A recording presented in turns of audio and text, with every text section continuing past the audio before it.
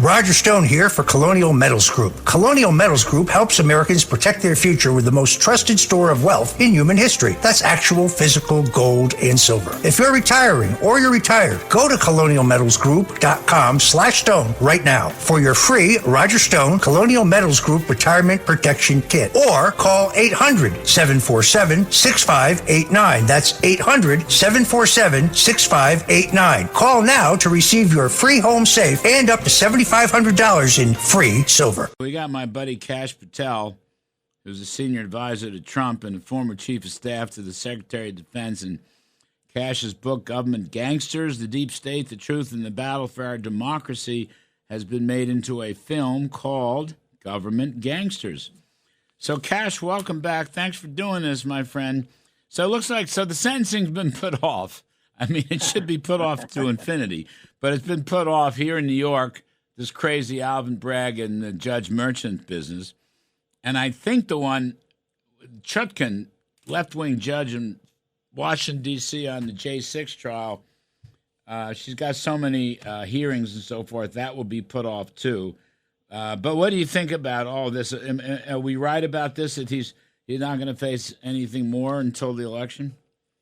Hey, it's great to be with you, Larry. Thanks for having me. And yeah, look, we've said this all along on your show, on Fox, and here on the radio station. All of these cases were unconstitutional. It was a two-tier system of warped justice set out to attack a political opponent and sideline him.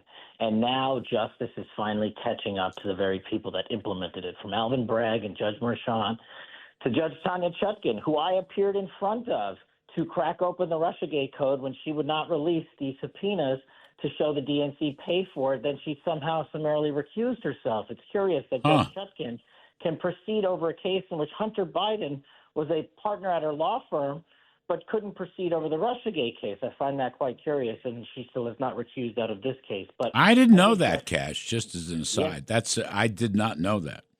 Most people didn't, and that's why she recused. But she says she can fairly adjudicate the matters over Donald Trump when Hunter Biden's father is prosecuting the case with Hunter Biden's information in it. Seems a little unethical to me. But putting that aside, I think we're finally getting to the state where people, even on the radical left, are saying quietly, yeah, these cases should never have been brought. And I think they also learned if they sentenced President Trump before the election, it would be game over, in my opinion. In political terms, President Trump would win immediately. Yeah, I suspect you're right about that, too. The one down. Now, just to back up a second, the Supreme Court decision on immunity for official presidential acts has, I think, a lot to do with this, Kash Patel. Yeah, I think you're right. Look, for my days back at the Justice Department and my days as a public defender in federal and state court, if the law of the land comes from the Supreme Court when it comes to ultimate interpretation, and the Department of Justice, Merrick Garland, and special counsel can do all they want to try to twist it and issue a superseding indictment. But that's not going to stop President Trump's attorneys from challenging the new indictment based on the law of the land from the Supreme Court on presidential immunity. And it was very clear, without equivocation, that any and all acts of any and all presidents taken in official capacity while President of the United States are prohibited from being prosecuted. And President Trump, every act under the indictment and the superseding indictment was undertaken while he was president of the United States in his official capacity. So I don't know how they get around it, but they will delay it to try to utilize a headline that somehow Trump is subverting justice when they are the ones using a two-tier system of justice and weaponized politicization. Kash Patel, as a non-lawyer, one thought always occurred to me with respect to particularly this J6 case. He has a right to free speech. He's the damn president of the United States. All right? If he's worried about the election, and if he's worried about shenanigans that may have gone on in a half a dozen some odd states, if he wants to go and address it, and the speech he gave was never inflammatory, he did not incite anything. But I'm just saying, he's a president. He has a right to free speech. He has a right to express his opinion while he's in office or out of office. But I always thought the free speech thing was an important component here. You're absolutely right, and that's very astute. And look, let me take it one step further. The free speech clause of the Constitution isn't sliced up by federal statute that says if you're president, you get to only do this, and if you're Republican, you get to do that. The free speech clause specifically states that whether you are the ACLU, whether you are the KKK, whether you're a Democrat, whether you're a Republican, whether you're a private citizen who's never entered the public discourse, the free speech clause protects all of you equally unless you violate the law or incite violence. That's it. And I don't know why President Trump's free speech has been abridged by Judge Merchan so brazenly. Well, I do know, for political reasons.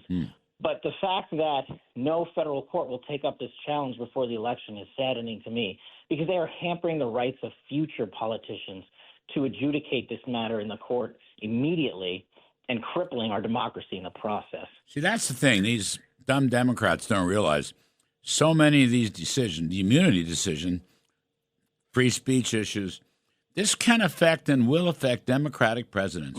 It's not just this isn't really a partisan issue. This is a legal issue, a constitutional issue. It's just, and then, of course, as you recall, after the Supreme Court ruled on the immunity, Biden comes out and attacks it. And by the way, Kamala Harris has attacked the Supreme Court. Right? If she wins, she's basically going to try to pack the court. That's what she's going to do. Everybody knows that. If she can have a Senate majority to waive the filibuster rule, they will try to pack the court. That's it. And that is just the worst thing in the world.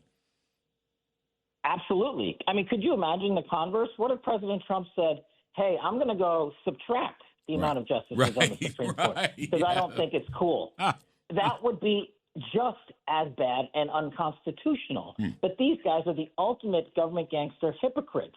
Whenever the political winds bend their way, or bend away from them, I should say, they take advantage of the mainstream media and the disinformation campaign and say, oh, look at this great idea. We're going to put 47 people on the Supreme Court. It's illegal.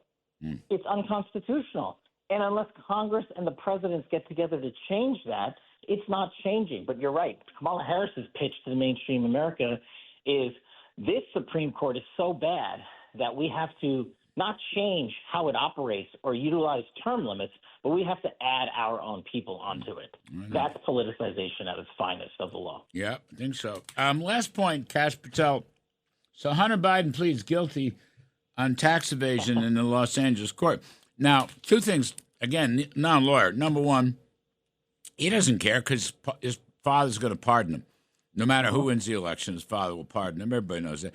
But I always thought the big thing here was they didn't want to wash their dirty laundry in public because now this trial will be tracking all the checks and the income statements and the LLCs between Hunter Biden and China, Hunter Biden and Ukraine, Hunter Biden and Russia, Hunter Biden and Romania, on and on. I mean, the dirty laundry would have been just awesome.